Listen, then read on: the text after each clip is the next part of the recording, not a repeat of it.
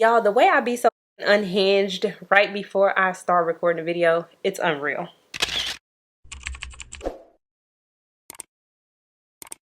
Hey y'all, welcome back to my channel. My name is Janae, if you didn't know, and today's video is another true crime episode. So if you're ready, let's go. All right, y'all.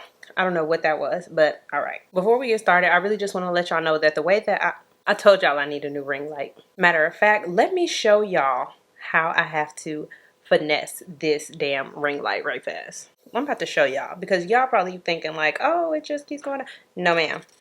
Look at how I have to, that is a hair clip. Damn, let me hurry up and finish this video before my damn ring light go off. I feel like I can't even tell y'all the story that I was about to tell y'all about how I finessed this fucking hairstyle. Because my ring light want to keep playing with me. But y'all just heard me say that I finessed the hell out this hairstyle because I did. Y'all, I shouldn't be touching the bun either because if it fall apart, that's just going to be what it is. We're going to be in this bitch with a falling apart hair bun because who about to do this again? It ain't me.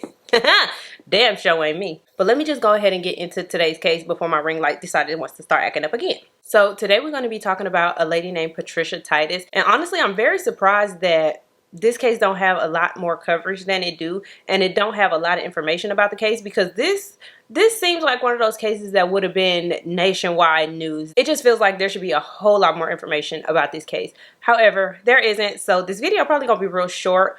But I want to tell y'all Patricia's story nonetheless. I actually ended up coming across this case on TikTok where Patricia's son was telling Patricia's story. And so I decided to dig a little deeper and share the case with you all. So like I said, there's not a lot of information out there about this case. So I do not know Patricia's birthday, but I do know that her parents were Dr. Ronald Biglin and Muriel Biglin, and she was one of 9 children. And at some point in Patricia's life, she would meet a man named John Titus. They would fall in love, and Patricia and John would be married in 1994, and by 1997 the two of them would have 2 children. They would have a little boy named Tyler and a second little boy named Taylor. And apparently during the course of their relationship and after the kids was born, John started exhibiting some unhinged type behavior, and I'm not 100% sure if this behavior was exhibited prior to the kids being born, but whatever the case was, I know for a fact that John was doing drugs and all kinds after the kids was born, and Patricia, she didn't want this for her kids. She knew like hell that she did not want this life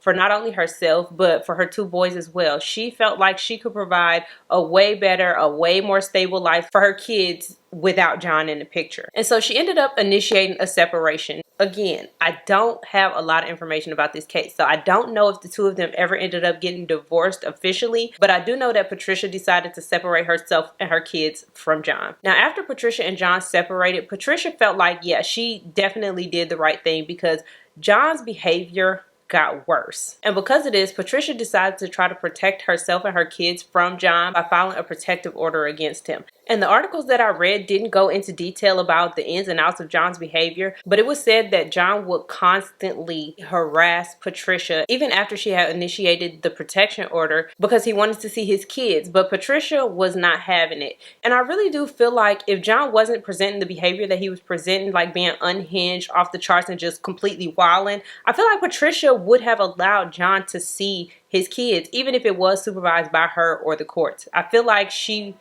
wasn't trying to keep John away from the kids, but his behavior she knew wasn't safe for the kids. And so she really just did everything in her power to protect herself and her kids. Unfortunately, John didn't care about no restraining orders, no protective orders, or no piece of paper that the courts was providing to her, and he was going to do what he wanted to do. And so that brings us to late May of 1997, and this is when John showed up to Patricia's home in Hampstead, Maryland, demanding to see his kids.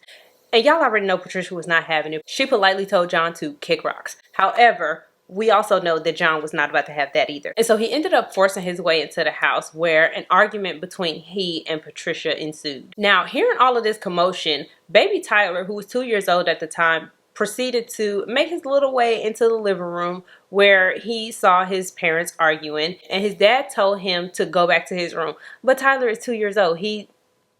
Y'all know how 2-year-olds are. So he proceeded to watch the argument that was going on between his parents. Unfortunately, Tyler will become the sole witness to his dad strangling his mom to death. Now, I don't know, because Tyler isn't the one who was talking about his mom's story. It was actually Taylor, who was only 11 months old at the time. So I don't know if Tyler actually remembers this happening. But unfortunately, I'm thinking now that he probably do remember it because they know that he saw it. So after strangling Patricia, John proceeded to strip her naked and place her deceased body into one of the bedroom closets before going on to tuck baby Tyler into his bed. Baby Taylor was at the house too, but he was already tucked in. He was in his crib at the time, so he couldn't get out to see what was going on. But yeah, so their dad, John, had pretty much just murdered their mom in the house and stuffed her in a closet and put the kids to bed like nothing had just happened. And over the next 2 weeks, John would remain in Patricia's house taking care of the boys, pretty much doing everything that a dad would do with his boys. And when people would come over to Patricia's house and ask where Patricia was, he would give varying stories. Like he told one person that she was at the beach and he was just here watching the kids while she was, you know, out enjoying herself. And he would tell other people that she was somewhere else on vacation and that he was just there watching the kids until she got back. And I'm not really sure what prompted this. Probably concern from family and friends and knowing that John was goddamn lying. But a social worker ended up coming to the house on June 2nd to do a wellness check. And I don't think she got an answer. And obviously she called the police and they found John pretty much passed out and close to death in a bathtub. And John was taken to the hospital where it was determined that he tried to exit this world voluntarily by way of an overdose. And during a search of the house, that is when they found Patricia's decomposing body in the closet. And now that I'm thinking about it, it might have been neighbors who called for a wellness check due to the smell. So John did end up surviving his OD attempt, and he was promptly arrested after he recovered. And while he was in jail awaiting trial, he would actually attempt to exit this world voluntarily 2 more times before finally becoming successful in September of 1997 by way of hanging. And so he never ended up going to trial. And baby Tyler and Taylor were adopted by their aunt and uncle, and they are both doing well now. But the family was pretty pissed that this crime was even able to happen because it said that at the time of the crime, John was out on bail for violating a previous protective order that Patricia had on him. So they feel like he shouldn't have never even been out of jail to begin with in order for this crime to happen. But yeah, y'all, like I said, I'm very surprised that there's not way more information about this case out there. But yeah, y'all, that is all I have for today's case. Thank you so very much for watching. Let me know what y'all thought about it in the comments, and I will see you all in the next one. Not digging in my... Yes, I am. Yes, I am. And while there wasn't a lot of I keep saying that. You said that a lot. They know it's not a lot of information out there, girl. No, don't say that. Yeah. Unfortunately, look, I hate when I have to say that word. I really do sometimes because I cannot. I cannot. And this is when John showed up to Patricia's home in Hampstead. What's that called in Maryland? Hey Siri. How do you pronounce Hampstead, Maryland? Here's what I found. You're not going to tell me how to pronounce it?